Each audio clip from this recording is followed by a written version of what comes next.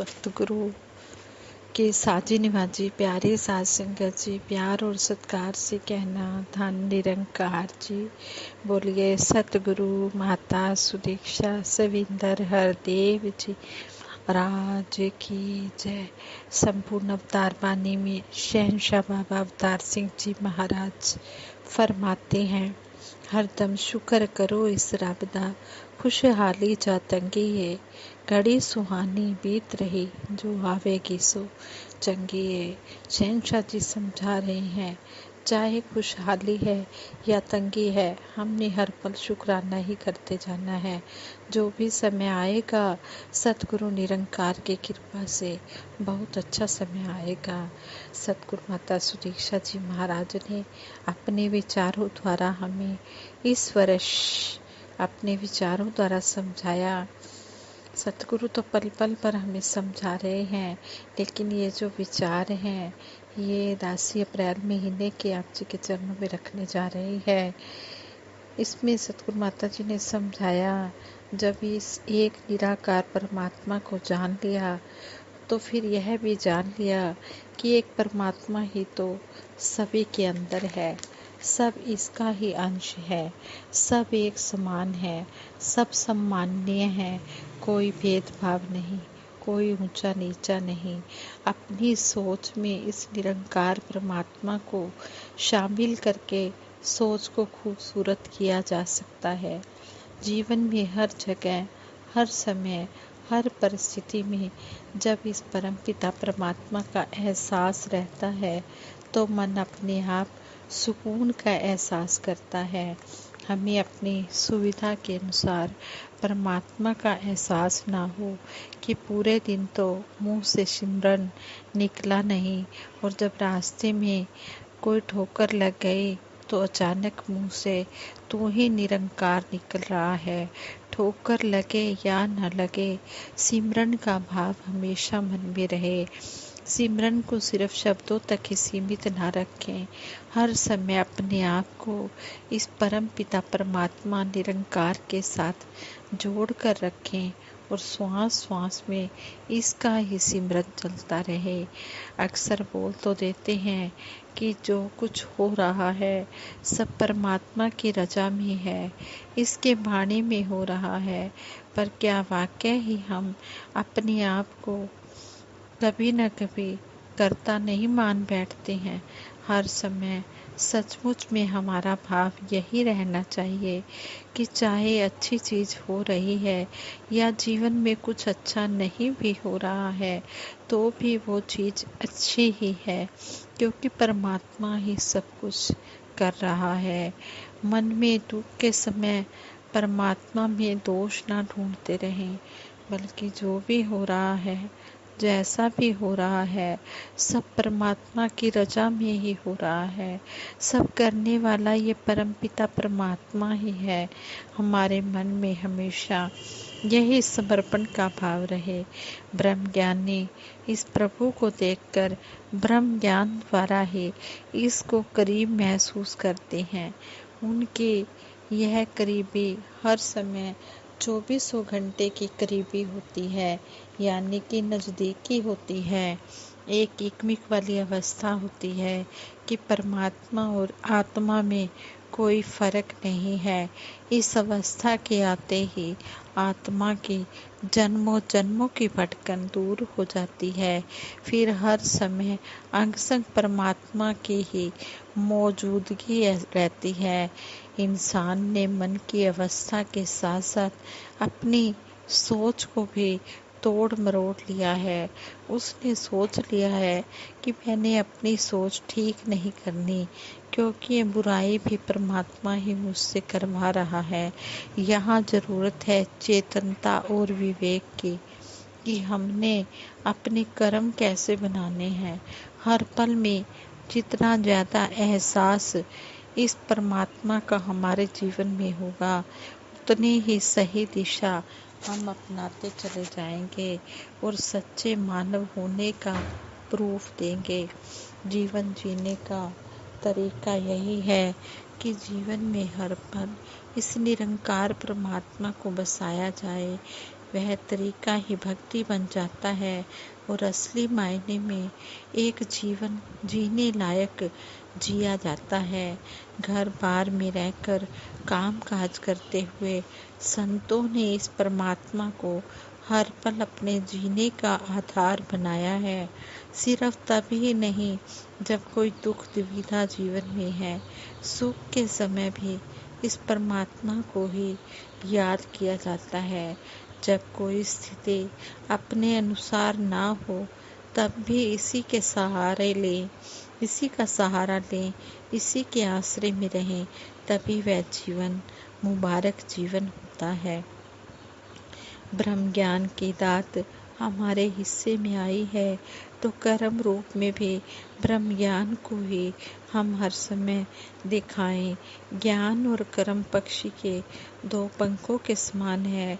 पंख दोनों हो तभी पक्षी अपनी उड़ान भर सकता है।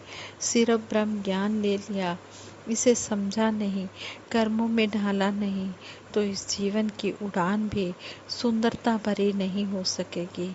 फिर मन उस संसार में ही खचित रहेगा जो संसार अपने आप में क्षणभंगुर है। फिर मन में अनंत की अवस्था का एहसास भी नहीं होगा और हर पल बेचैनी ही बढ़ती जाएगी। संसार ने अपना रूप बदलते रहना है। कोई साधन, कोई सामान नया है तो वो भी पुराना हो जाएगा, पर यह परमात्मा तो हर समय ही नया है। संसार में रहते हुए मन को इस परमात्मा पर ही आधारित रखना है और इस निरंकार के आश्रय ही हर पल जीवन जीना है। अपना सुधार हर समय किया जा सकता है, क्योंकि परमात्मा ने हमें ऐसा ही बनाया है कि हम हर समय जीवन से कोई ना कोई सीख लें, हर समय अपने आप को एक करेक्शन मोड में रखें और स्वयं का सुधार करते जाएं। जहां अपने अंदर कोई कमी दिख रही हो उसको इस ब्रह्म ज्ञान की दात और इस सत्संग के माध्यम से ठीक करते जाएं। यह जो महापुरुषों का संग मिला है, इसके जरिए आत्म सुधार करते जाएं। यह पूरी प्रकृति परमात्मा की ही बनाई हुई है और यह शिक्षाएं भी हर जगह से मिल जाती हैं कि कैसे अपने जीवन को सही रास्ते पर चलाना है। संतों ने मानव को युगों युगों से प्रेम भक्ति की ओर ही ले जाने वाली बातें कही हैं कि अपने जीवन में जितना ज़्यादा इस प्रभु की याद को बसाएंगे उतना ही तुम्हारा इससे प्यार होगा और फिर इसकी बनाई हुई दुनिया से भी प्यार होगा। अगर हम अपने आप को एक माइक्रोस्कोप जैसी सूक्ष्म दृष्टि से भी अगर देखेंगे तो लगेगा कि कहीं न कहीं यह बुराइयां हम में हैं। वह थी तो छोटी ही, पर हमने अपने मन की अवस्था से उन्हें इतना बड़ा बना लिया कि सामने वाले की अच्छाई को भी हम सिर्फ अपने छोटे से मन के भाव के कारण नहीं अपना पाते। हमें हर पल खुद को सही करने की जहाँ एक समझ परमात्मा ने बख्शी है, वहीं दूसरों में वहीं एक जजमेंट की भी बात होती है कि जब परमात्मा ही किसी को जज नहीं कर रहा है तो फिर इंसानों ने हर एक को जज करना क्यों शुरू कर दिया है कि यह इंसान तो मेरे जैसा दिखता नहीं, मेरी जाति या कुल जैसा नहीं है, तो यह इंसान श्रेष्ठ नहीं है। अपने मन के ख्याल हमने खुद ही बना लिए और फिर इस ख्याल के कारण जहाँ अपना फायदा निकालना है वहाँ बात परमात्मा पर डाल देते हैं कि परमात्मा ने ही ऐसी रचना कर दी है। हम देखें कि एक पेड़ को तो नहीं कहा जा रहा है कि पेड़ वाला व्यवहार करो, सूर्य को तो नहीं कहा जा रहा है कि रोशनी फैलाओ। हर कोई अपने अपने स्वभाव के अनुसार कार्य करता जा रहा है। सिर्फ मानव को ही एक मैसेज देना पड़ रहा है मनुर्भव का कि मानव होकर मानव बन जाओ। जब इस निरंकार से मन जुड़ गया तो फिर इंसानियत भी अपने आप ही आएगी। अंदर से अपने आप को और बेहतर इंसान बनाने का दिल करेगा। फिर अच्छाई का यह दिखावे वाला रूप नहीं रह जाएगा और हम अपने मन में अच्छाई ही ग्रहण करेंगे। हर किसी के मन का भाव हो कि यह निरंकार प्रभु हर किसी के हिस्से में आए और सही मायने में हर कोई भक्ति करे। इस निरंकार का सहारा लेकर हम सेवा, सिमरन, सत्संग से अपने जीवन को अच्छा बनाएं और संसार के लिए वरदान साबित हो। परम पूज्य निरंकारी राजपिता रमेश जी ने भी अपने विचारों द्वारा हमें समझाया है कि नफरत की दीवारों की नहीं बल्कि प्रेम और भाईचारे की भावना का प्रसार करने की जरूरत है। प्रेम के इंतजार से ही महकता हुआ संसार बसाया जा सकता है। सतगुरु की कृपा से जीवन जीने का नजरिया बदल जाता है। ब्रह्म ज्ञान होने पर सभी प्रकार के भ्रम बंधन खत्म हो जाते हैं। साथ ही महक जीवन में इस कदर बस जाए कि करीब से गुजरने वाले को भी आपके उज्जवल व्यक्तित्व की महक सहज में ही प्राप्त हो। यानी कि भगत के जो कर्म है, कर्मों की खुशबू इतनी फैले कि जो भी पास से गुजरे उसे वहाँ से महक ही मिलती चली जाए। अगर सत्संग में जाने पर भी जीवन में आनंद नहीं आ रहा तो इसका कारण ढूंढना होगा। कहीं हमारे विवेक पर भ्रम की धूल ना जम जाए, इसलिए हमेशा अलर्ट होकर भक्ति करनी है। ब्रह्म ज्ञान रूपी यह जो अमूल्य दात हमें मिली है, हम इसकी कदर कर पाएं। जैसा ब्रह्म ज्ञान प्रदान किया है वैसा ही यह हमारे मन में उतर जाए, तभी यह भाव साकार होगा कि तू ही तू है और जो हर जगह समाया हुआ है। तू ही तू है जो हर जगह समाया हुआ है। सतगुरु बख्शनहार है, जो भी इसकी शरण में आ जाता है यह उसे बख्श देता है। पर इसके लिए हमें समर्पित भाव को अपनाना होगा।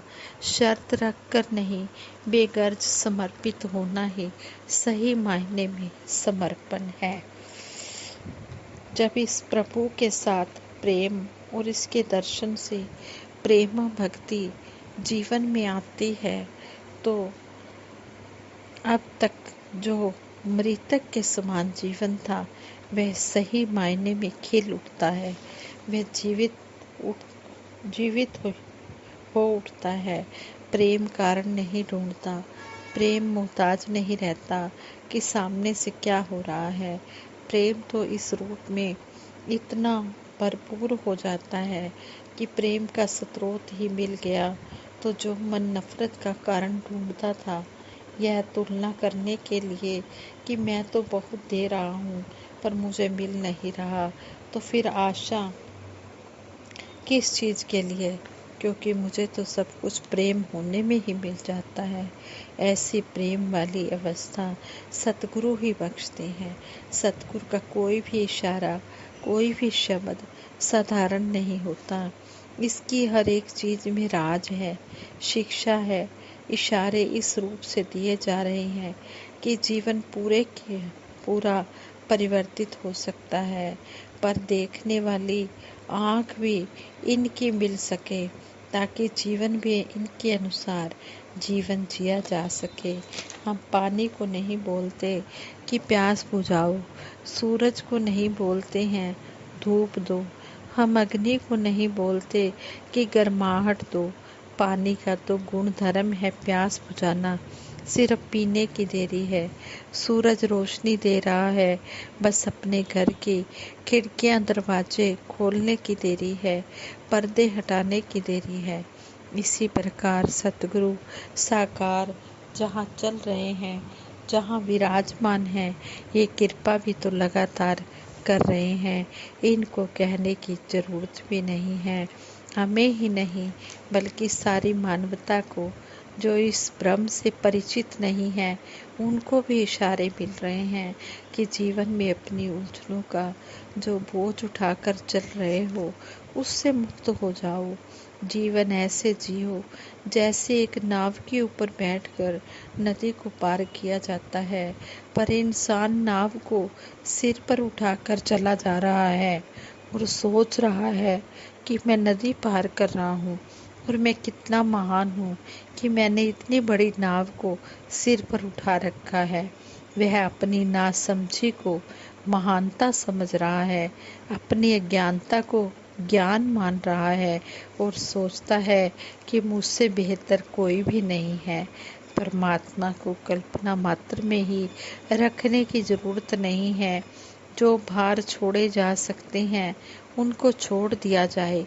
यह जो भारीपन भरा हुआ है जीवन में उसको हल्का कर लिया जाए। एक झूठ वाला जीवन, एक सोता हुआ जीवन, एक मृत जीवन को जीवित कर लिया जाए। ऐसा जीवन सारी ही मानवता के हिस्से में आए।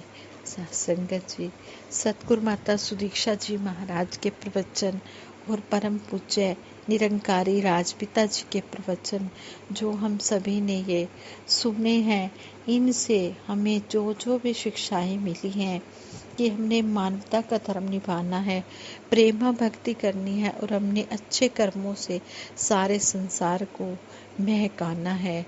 तो संत हमें हर पल समझाते हैं, सतगुरु तो समझाते ही हैं, लेकिन संत महात्मा भी हर पल हमें सत्संग में यही शिक्षा देते हैं कि मनोभाव कि मानव बन जाओ। मानव बनकर जब जीना आएगा तो सही जीने का मकसद का आनंद तभी प्राप्त होगा। आओ दातार से यही अरदास करें कि जो भी हमने ये बातें सुनी हैं इनको हम अमल रूप में ढाल पाएं और अपना लोक सुखी परलोक सुहेला कर पाएं। ये विचार करते हुए दासी से मुझसे गलतियां हुई होंगी, उन गलतियों के लिए आप क्षमा कर देना और आगे के लिए सुमत बख्शना। साथ संगत जी प्रेम से कहना, धन निरंकार जी।